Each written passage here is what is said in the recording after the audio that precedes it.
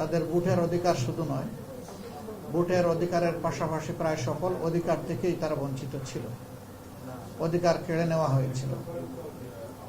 2024 সালের জুলাইয়ের প্রেক্ষাপটে যে পরিবর্তন এসেছে, সেই পরিবর্তনের আকাঙ্ক্ষাই আজকে বাস্তবায়ন হবে বলে আমরা আশা রাখি ইনশাআল্লাহ। আমি মহান আল্লাহ তাআলার শুকরিয়া আদায় করার পাশাপাশি জুলাই আন্দোলনে এবং ফেসিবাদী আমলের 15.5 বৎসরে যাদের সীমাহীন ত্যাগ তিতিক্ষা, যাদের আত্মদান, যাদের ত্যাগ আজকে এই 12 ফেব্রুয়ারিটাই জাতিকে উপহার দিয়েছে, আমি প্রথমে শহীদানদের আত্মার মাগফিরাত কামনা করছি এবং মহান মাহবুদের দরবারে দোয়া করি আল্লাহ তাদেরকে মর্যাদাবান শহীদ হিসাবে কবুল করুন। যারা অন্যায়ের বিরুদ্ধে, ফেসিবাদের বিরুদ্ধে লড়তে গিয়ে আহত ও পঙ্গুত্ব বরণ করেছেন, আমি আরেকবার তাদেরকে গভীর শ্রদ্ধার সাথে স্মরণ করি এবং আল্লাহ তাআলার দরবারে দোয়া করি আল্লাহ যেন তাদেরকে সুস্থতার নিয়ামত দান করেন। আসলে তাদের বুক চিতিয়ে লড়াইয়ের ফসল হচ্ছে আজকের 12 তারিখ। যদি তারা সেদিন বুক চিতিয়ে লড়াই না করতেন, জীবন না দিতেন, আহত পঙ্গুত্ব বরণ না করতেন, তাহলে এই 12 তারিখ আমাদের কাছে ধরা দেওয়ার কথা ছিল না। সবচেয়ে বড় কথা হলো তিনি সমগ্র সৃষ্টির স্রষ্টা, তার মহাপরিকল্পনা থাকে এবং সেই মহাপরিকল্পনা অনুযায়ী দুনিয়ার সমস্ত সৃষ্টি পরিচালিত হয়। আমরা মানবজাতি তার বাইরে নই। এই জন্য আমরা কেউ যেটা কল্পনা করতে পারিনি যে 24 সালে এই ধরনের একটা ঘটনা ঘটবে, সেটাই বাস্তবে রূপ নিয়েছে। 7 জানুয়ারি নির্বাচন যখন হয়, তখন আমার মতো আমরা অনেকেই বিভিন্ন দলের যারা জ্যেষ্ঠ নেতৃবৃন্দ ছিলেন তারা জেলে ছিলেন, আমিও জেলে ছিলাম। জেলের ভিতরে আমি আমার অপরাপর রাজনৈতিক বন্ধুদের মানসিক অবস্থা আমি প্রত্যক্ষ করেছি। কেউ কল্পনাও করেননি, স্বপ্নেও দেখেননি যে মাত্র 6 মাসের মাথায়, 7 মাসের মাথায় এই ধরনের একটা অবস্থা তৈরি হবে। বরঞ্চ অনেকেই দীর্ঘমেয়াদী চিন্তা ভাবনা শুরু করে দিয়েছিলেন। সেই অবস্থা থেকে উত্তরণ করে আল্লাহ তাআলা আজকে এখানে নিয়ে এসেছেন। এই জাতি, আমরা বিশ্বাস করি যে জুলাইয়ের যে আকাঙ্ক্ষা, সেটাকে সম্মান করে। যারা সম্মান করবে তারা কৃতজ্ঞ হবে, যারা সম্মান করবে না তারা স্বাভাবিকভাবেই অকৃতজ্ঞ হবেন। কারণ এত বড় একটা বিপদ থেকে, সংকট থেকে জাতিকে আল্লাহ তাআলা যাদের উসিলায় বের করে দিয়েছেন, তারা বয়স কত, অভিজ্ঞতা কি, এটা বড় কথা না। তারা আমাদের সেনাপতি ছিল, যোদ্ধা ছিল, বীর ছিল। সেই বীরদের প্রতি আমাদের সম্মান দেখাতেই হবে। আমরা চেষ্টা করেছি সেই বীরদেরকে বুকে শ্রদ্ধার সাথে ধারণ করে, যারা শহীদ, যারা বেঁচে আছে, আমাদের সামগ্রিক পরিকল্পনা এবং স্বপ্নকে সাজানোর জন্য। আমরা এই নির্বাচনী প্রক্রিয়ার মধ্যেই আমাদের পলিসি পেপার রিলিজ করেছি একটা সামিটের মাধ্যমে। আবার আমরা নির্বাচনের ইশতেহারও ঘোষণা করেছি আরেকটা সামিটের মাধ্যমে। এইভাবে আমরা সমাজের সাথে সংযোগ রক্ষা করেই আমাদের এই নির্বাচনী কৌশল আমরা নির্ধারণ করেছিলাম। আমরা জাতিকে বলেছিলাম যে আমরা এমন কোনো আশ্বাস দেব না যেটা আসলেই নিজেরাই বিশ্বাস করি না। শুধুমাত্র মানুষের ভোট পাওয়ার জন্য কোনো আশ্বাস দেওয়া, আমরা এটাকে নৈতিক একটা স্খলন বা অপরাধ বলে মনে করি। আমরা যা পারবো সম্ভাব্য বিষয়গুলাই জাতির সামনে উপস্থাপন করেছি। আমি আজকে এই নির্বাচনের প্রথম ভাগেই আমার ভোটটি এখানে মণিপুর বালক উচ্চ বিদ্যালয়ে আমি প্রদান করেছি। আমি তখন স্বাভাবিক অবস্থা সেখানে বিরাজমান দেখেছি এবং ভোটার উপস্থিতিও ছিল লক্ষণীয়। এরপরে আমি ক্রমান্বয়ে অনেকগুলা সেন্টার আমি দেখার চেষ্টা করেছি। আমি যেখানে যেখানে গিয়েছি 2-1টা সেন্টার ছাড়া বাকি সেন্টারগুলোতে ভোটার টার্নওভার ছিল খুবই সন্তুষ্টজনক। 2টা সেন্টারে শুধু আমার কাছে মনে হয়েছে যে এখানে টার্নওভারটা কম।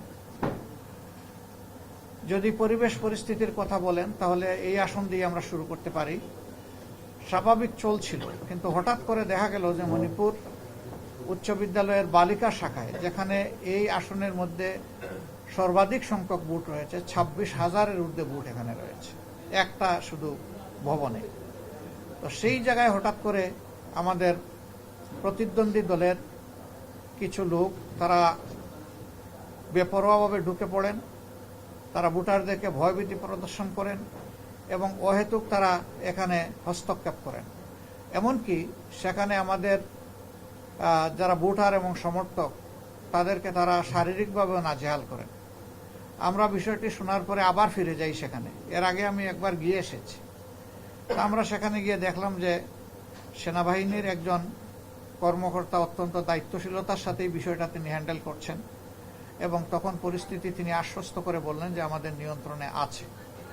আমি তখন তাকে বলেছি যে ভোট আওয়ার শেষ হওয়ার পরে শুধুমাত্র ভোট প্রক্রিয়ার সাথে সরকারের যে সমস্ত কর্মকর্তা কর্মচারী আছেন আর যারা বিভিন্ন প্রার্থীর এজেন্ট আছেন তার বাইরে যেন কেউ ঢুকতে না পারে, এটা আপনারা নিশ্চিত করবেন। ভিতরের পরিবেশটা এরকম নিশ্চিত করার পাশাপাশি বাইরেও অহেতুক জটলা এবং টেনশন যাতে কেউ সৃষ্টি করতে না পারে সেই বিষয়ে আপনারা আশা করি উপযুক্ত পদক্ষেপ নেবেন। তারা আমাদেরকে আশ্বস্ত করেছেন, আমরাও তাদেরকে সর্বাত্মক সহযোগিতার আশ্বাস দিয়েছি। আমরা চাই ভোটটা শান্তিপূর্ণ হোক, প্রত্যেকটি মানুষ এসে তার মতো করে তার পছন্দ মতো ভোটটা দিয়ে যাক, ভয়ের সংস্কৃতি যেন তৈরি না হয়। এ পর্যন্ত সারা দেশের যে খবর আমরা পেয়েছি, বিভিন্ন জায়গায় বিএনপি দলীয় যারা ক্যান্ডিডেট তাদের কর্মী সমর্থকরা বেশ কিছু জায়গায় সমস্যা তৈরি করেছেন। যেমন আমরা খবর পেয়েছি কুমিল্লার বড়ুরা, সেখানে বেশ কতগুলো সেন্টার দখল করে নেওয়া হয়েছে এবং আমাদের প্রার্থীকে শারীরিকভাবে আঘাত করা হয়েছে, যা গুরুতর অন্যায়। যদি কোনো প্রার্থী অথবা প্রার্থীর সমর্থক কিংবা এজেন্ট কর্মী কোনো ভুল করে থাকেন তাহলে আমি তো হাতে আইন তুলে নিতে পারি না। এর জন্য যথাযথ কর্তৃপক্ষ আছে, তাদের আমরা সহযোগিতা চাইতে পারি, কমপ্লেইন দিতে পারি। কিন্তু সেখানে তাই করা হয়েছে এবং কিছু সেন্টার তাদের দখলেও তারা সাময়িকভাবে নিয়ে গিয়েছিল।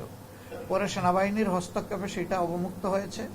আমরা আশঙ্কা করছি ভোট শেষ হওয়ার পরে গণনার সময় ওই ধরনের কোনো বিশৃঙ্খলা যদি তৈরি হয় তাহলে জন আকাঙ্ক্ষার প্রতিফলন হবে না। এবং 15.5 বছর জাতি তাদের ভোটের অধিকার হারিয়ে আজকে যাকেই আমি জিজ্ঞেস করেছি যে আপনার কেমন লাগছে, বলে যে আমি খুব এক্সাইটেড, আমি খুব উৎফুল্ল, আমি অন্যরকম একটা অনুভূতি আজকে অনুভব করছি। মানুষের এই যে উৎসব মুখর পরিবেশটাকে যারা বাধাগ্রস্ত করবে তারা অবশ্যই গণতন্ত্রের প্রতি শ্রদ্ধাশীল, এটা আমরা মনে করি না। গণতন্ত্রের প্রতি শ্রদ্ধাশীল লোকদের দৃষ্টিভঙ্গি থাকবে আমার কাজটা আমি করব, আমার কথাটা আমি বলবো, অন্যের কাজটা তাকে করতে দিতে হবে যদি এটা সঙ্গত হয় এবং তার কথা তাকে বলতে দিতে হবে। আর মানুষের ভোটের অধিকার হচ্ছে তার নিজের সিদ্ধান্ত নেওয়ার ব্যাপার। এখানে যদি জোরজবরদস্তি করা হয় তাহলে সেই সিদ্ধান্তের উপরেই প্রকারান্তরে এটা নগ্ন হস্তক্ষেপ হয়। আমরা এই হস্তক্ষেপকে মোটেই পছন্দ করি না। ঠিক অনুরূপভাবে ঘটনা ঘটেছে লাকসামে, তারপরে ভোলার লালমোহনে। এ পর্যন্ত আমাদের কাছে এই খবরগুলো আছে, আরো হয়তো থাকতে পারে, আরো খবর নিয়ে আমাদেরকে জানতে হবে। আমার বক্তব্য হচ্ছে যে না, বাংলাদেশের একটা ভোট কেন্দ্রেও যদি এরকম পরিবেশ সৃষ্টি হয় সেটাও গ্রহণযোগ্য না, সেটাও অগ্রহণযোগ্য এবং আপত্তিকর। তবে আজকে আমরা এখন পর্যন্ত আমাদের সশস্ত্র বাহিনীর যে ভূমিকা আমরা দেখছি তাদেরকে আমরা অন্তরের অন্তঃস্থল থেকে ধন্যবাদ জানাই। এখন পর্যন্ত তাদের ভূমিকা আমরা খুবই সন্তোষজনক পেয়েছি। যেখানেই সমস্যা হয়েছে তাদের ইনফর্ম করার সাথে সাথে তারা ফাস্ট মুভ করেছেন সব জায়গায় এবং তারা চেষ্টা করেছেন সিচুয়েশনকে ট্যাকল দেওয়ার। তো যদি আমাদের গর্বের এই সেনাবাহিনী এবং সশস্ত্র বাহিনী তাদের এই কর্তব্যটা নিষ্ঠার সাথে পালন করেন তাহলে আমরা আশা করি দিন শেষে জাতি একটা ভালো ভোট উপহার পাবে ইনশাআল্লাহ, ভালো একটা নির্বাচন পাবে এবং ভালো নির্বাচন হলেই একটা ভালো সরকার তৈরি হবে, যে সরকার এদেশের মানুষকে নিয়ে ভাববে, যে সরকার হবে জনগণের সরকার। আর জাল জালিয়াতির মাধ্যমে যদি কোনো সরকার গঠিত হয় তাহলে ওই সরকার জনগণের দুঃখ দরদ বুঝবে না এবং জনগণের সাথে তাদের কোনো সেতুবন্ধন থাকবে না। আমরা চাই সরকারটা হোক জনগণের, কোনো দলের নয়, ব্যক্তির নয়, পরিবারের নয়। দল ব্যক্তি পরিবারের গণ্ডি অতিক্রম করে 18 কোটি মানুষের সরকার কায়েম হবে আগামীকাল থেকে, সেইটাই আমরা আশা করি। এই পথে সাংবাদিক বন্ধুগণ, গোটা নির্বাচনী প্রক্রিয়া অত্যন্ত নিবিড়ভাবে আমাদের সাথে আপনারা ছিলেন। আমরা সবসময় আপনাদের মর্যাদা হয়তো রক্ষা করতে পারিনি, চেষ্টা করেছি, কিন্তু সব কিছু পেরেছি এটা আমরা মনে করি না। কিন্তু আমরা আপনারা এখানে কোনো ডিভিশন নাই, আমরা সবাই 18 কোটি মানুষের অংশ। আমাদের প্রিয় জাতি দেশ ভালো থাকলে আমরা সবাই ভালো থাকবো, আমার পেশা আমার চলবে, আপনার পেশা আপনার চলবে। কিন্তু দেশ যদি ভালো না থাকে কোনো পেশাই আমরা সম্মানের সাথে কাজ করতে পারবো না এবং তখন বলতে হবে দেশটি কি আমার, আর যদি ভালো চলে তাইলে গর্ব করে বলতে পারবো এই দেশটিই আমার। এমন একটি দেশই আমরা চেয়েছিলাম। তো যে দেশটি আমরা গড়তে পারিনি এই 54 বছরে, আল্লাহ তাআলা এই দেশটি যেন আগামী 5 বছরে গড়ার অন্তত ভিত রচনা করার একটা পরিবেশ তৈরি করে দেন। মহান আল্লাহর দরবারে আমি দোয়া করি। আপাতত এতটুকু। এরপরে বিকালে আবার আপনাদের সাথে আমরা কথা বলবো। ইলেকশন আওয়ারটা যখন শেষ হয়ে যাবে তখন আপনাদের সামনে আমরা আরেকবার হাজির হব এবং আমরা আবার কিছু ইনফরমেশন আশা করি দিতে পারবো। তো আমরা আবারও আপনাদের সহযোগিতার জন্য ধন্যবাদ জানিয়ে আপাতত আজকের ব্রিফিং এখানেই শেষ করছি। আসসালামু আলাইকুম। প্লিজ।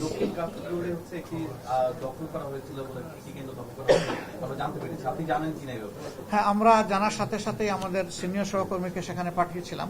ওনাকে হয়তো আপনারা অনেকে চিনেন। উনি আমাদের অত্যন্ত মজবুত একজন ক্যান্ডিডেট ছিলেন ঢাকা 13-তে। আমরা যেহেতু একটা নির্বাচনী ওয়াক্ফ করেছি, আন্ডারস্ট্যান্ডিং এর কারণে সেটা স্যাক্রিফাইস করে তিনি স্যাক্রিফাইস করেছেন।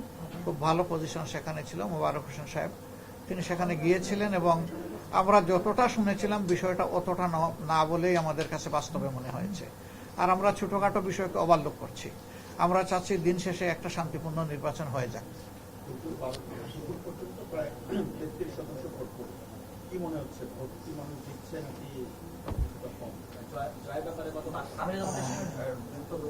একটা একটা করে শেষ করি। ভোটার টার্নওভারের যে বিষয়টা, সেটা আসলে এখন তো আলহামদুলিল্লাহ সিজনটা খুব ভালো। সাধারণত সিজন যখন গরমের হয় মানুষ সকাল এবং বিকাল 2 বেলা ভোটের জন্য হাজির হয়, গরমটা অ্যাভয়েড করে। তো এখানে ইউনিফর্ম একটা ওয়েদার থাকার কারণে মানুষ এইভাবে আসছে। আমরা আশাবাদী এখনো সময় যেটা হাতে আছে হয়তো একটা ভালো টার্নওভার হবে ইনশাআল্লাহ। তবে সকালের দিকে আমি যেটা লক্ষ্য করেছি সেখানে মূলত ইয়াং জেনারেশন এবং মহিলাদের উপস্থিতি ছিল লক্ষণীয়। আপনারাও সবাই ইয়াং, আমিও ইয়াং।